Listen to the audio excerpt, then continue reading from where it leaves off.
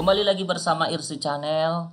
Hari ini kita akan membahas tentang korelasi B-serial. Dan ini sudah part yang ketiga tentang uji korelasi ya. Jadi bagi yang belum menonton part yang pertama dan part yang kedua, silakan lihat, tonton dulu nanti biar lebih berhubungan ilmu pengetahuannya. Oke, sebelum kita mengolah datanya, kita harus tahu dulu konsep dasar dari korelasi biserial. Korelasi biserial digunakan untuk pengujian korelasi antara dua variabel, di mana variabel X merupakan variabel dengan data berbentuk kontinu yang disebut data interval. Sedangkan variabel Y dengan data berbentuk dikotomi kontinum. Nanti di sini kita menggunakannya datanya dikotomi kontinum. Maksud dari dikotomi kontinum di sini adalah perbedaan nilai 1 dan 0 ini bisa saja memiliki makna hanya buatan. Hanya buatan saja ya. Jadi nanti kita akan buat data dikotomi kontinum ini karena data saya itu interval. Nanti akan saya berikan kiat-kiatnya. Jadi jangan khawatir, 100% mudah dan cepat. Terus misalnya di data kontinum ini bagaimana? Kepuasan pelanggan. Meskipun secara kategori hanya dinyatakan puas dan tidak puas, namun di dalamnya sebenarnya ada kontinum. Seperti puas sekali, lumayan puas, sedikit puas, tidak puas, sangat tidak puas.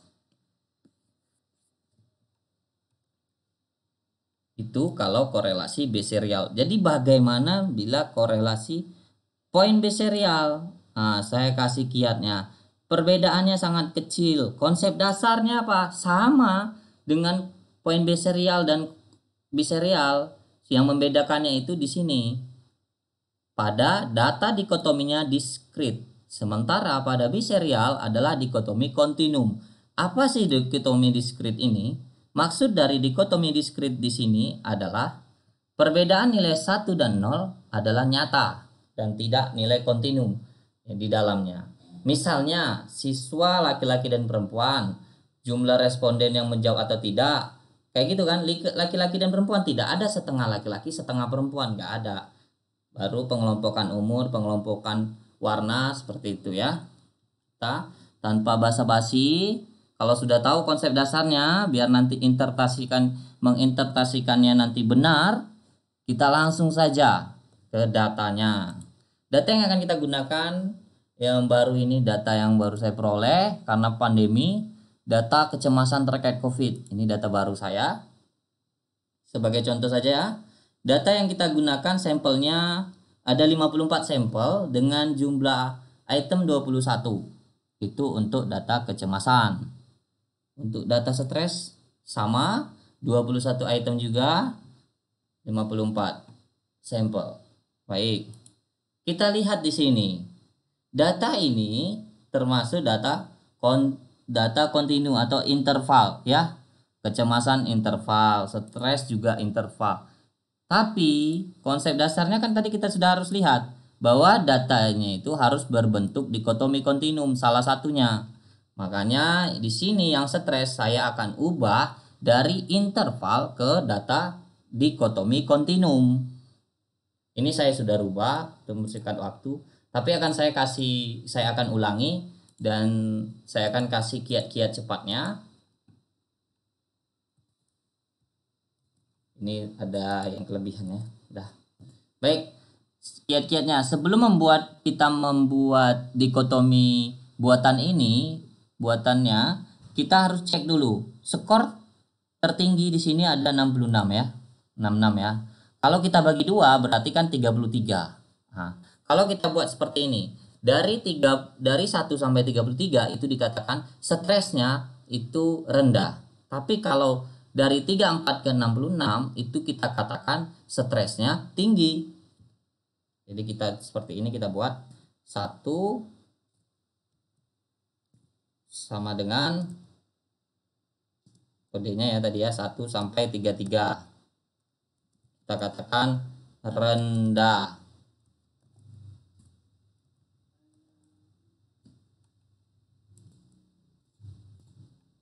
rendah ya. Terus 2 sama dengan dari 34 sampai dengan 66 itu kita katakan tinggi.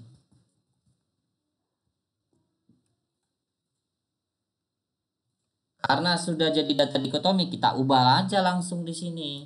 Ini 37 2 ya.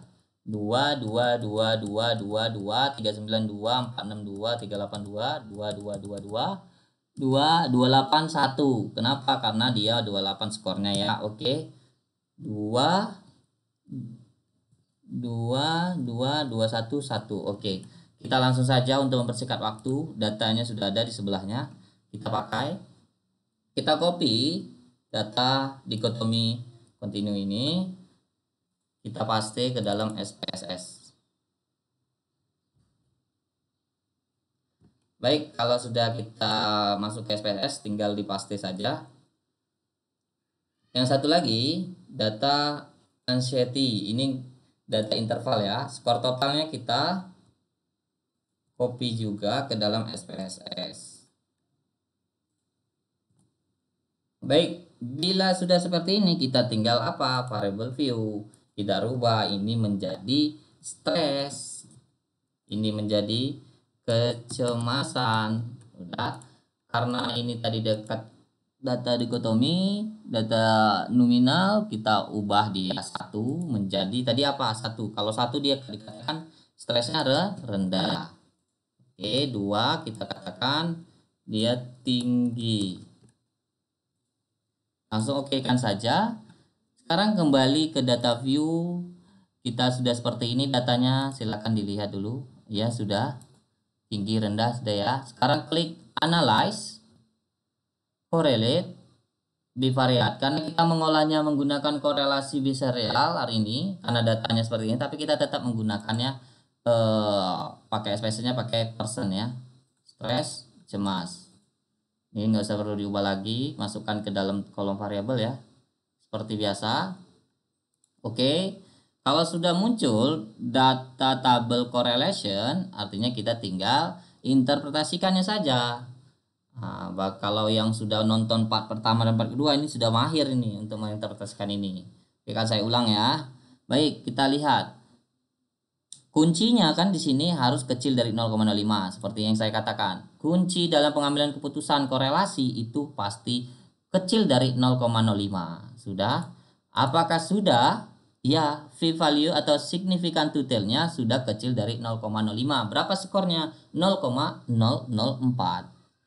Ya, sekarang kita lihat koefisien korelasinya. Koefisien korelasinya ini positif dengan skornya 0,386, bintang 2 ini. Ya kan? Sekarang apa artinya ini? Karena ini positif artinya ada hubungan antara stres dengan kecemasan. Ini kan signifikan ya, ada hubungan artinya. Saya ubah interpretasinya sederhana. Ini kan lagi masa pandemi.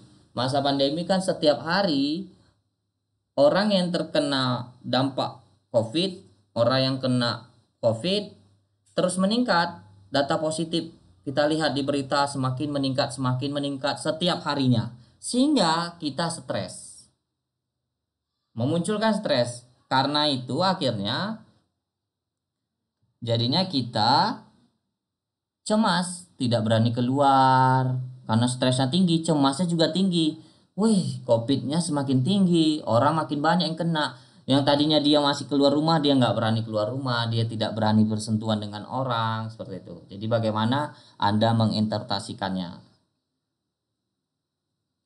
Lanjut kita ke grafik legasi dialog, langsung kita scatter dot. Di sini kita mau lihat apakah ini pengaruhnya berapa. Nah, ini stres kita masukkan di x-axis dan kecemasan masuk y-axis. Langsung oke kan saja. Jika sudah tampilan seperti grafik di sini seperti ini, kita mau lihat bagaimana pengaruhnya. Karena tadi di sini sudah lihat ada hubungan, tapi apakah dia sangat berpengaruh antara kecemasan dan stres ini? Kita mau lihat R-square-nya. Nah, tinggal Anda klik 2 kali, akan muncul tabel chart editor. Kalau sudah tampilan chart editor, kita tinggal klik fit line-nya. apa itu garis line atau garis fitnya, maaf ya. Kalau sudah seperti ini tinggal keluar saja sudah. Nah, sudah muncul garis linearnya atau fit line-nya. Ini artinya apa? Kita lihat R square-nya. R square linearnya itu 0,149. Kalau kita persentasikan, ini jumlahnya 14,9%. Apa artinya? Artinya stres ini mempengaruhi kecemasan sebesar 14,9%. Selebihnya 85,1% dipengaruhi oleh variabel lain. Baik, ngerti kan? Ini mudah ya. Kita akhiri video hari ini tentang korelasi biserial. Jangan lupa subscribe, like, komen, dan share ke teman-temannya. Biar teman-temannya tahu juga.